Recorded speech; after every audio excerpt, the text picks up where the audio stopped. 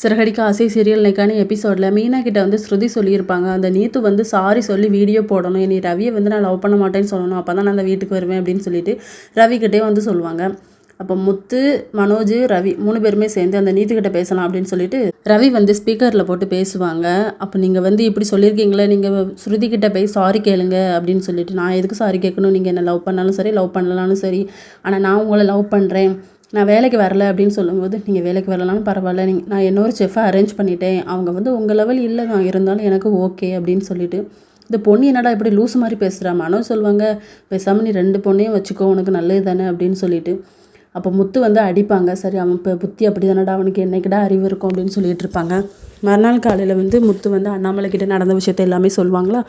இவன் ஒரு ஐடியா சொன்னாமா, இவன் சரியான லூசுமா அப்படின்னு சொல்லிட்டு, எதுக்கடா எப்போ பார்த்தாலும் ரவுடி மாதிரியே நடந்துக்கிற அப்படின்னு சொல்லி அண்ணாமலை சொல்லுவாங்க விஜய்கிட்ட, நீ வந்து அந்த பொண்ணுக்கிட்ட பேசு அப்படின்னு சொல்லி அவங்களும் ஸ்ருதிக்கிட்ட வந்து பேசுவாங்க. அப்போ ஸ்ருதி வந்து யாருன்னு தெரியலையே அப்படின்னு சொல்லும்போது, நான் தான் உன் அத்தைம்மா அப்படின்னு சொல்லும்போது, அத்தைனா சரியாக நம்பரை வந்து கவனிக்கலை, நம்ம வீட்டுக்கு வாமா அப்படின்னு சொல்லி கேட்டால், இல்லை நான் வரலத்த அப்படிங்கிற மாதிரி சொல்லிடுறாங்க. அப்போ இதெல்லாம் நினச்சி நீ சாப்பிடாமல் இருக்காது அப்படின்னு சொல்லும்போது, அதுக்கு எதுக்கு நான் கவலைப்படணும், அது உங்கள் புள்ள தான் கவலைப்படணும், நான் இப்போ தான் பிரியாணி சாப்பிட்டேன் அப்படின்னு சொல்லி இதை எல்லாத்தையுமே வீட்டில் இருக்க எல்லாருமே கேட்டுட்ருப்பாங்களா. முத்து வந்து விழுந்து விழுந்து சிரிப்பாங்க. அதுக்கப்புறமா அதான் நான் பேச மாட்டேன்னு சொன்னேன் அப்படின்னு சொல்லிட்டு அண்ணாமலை கிட்ட வந்து விஜயா வந்து கத்திக்கிட்டு இருப்பாங்க. இதோட இன்றைக்கான எபிசோட் முடியுது.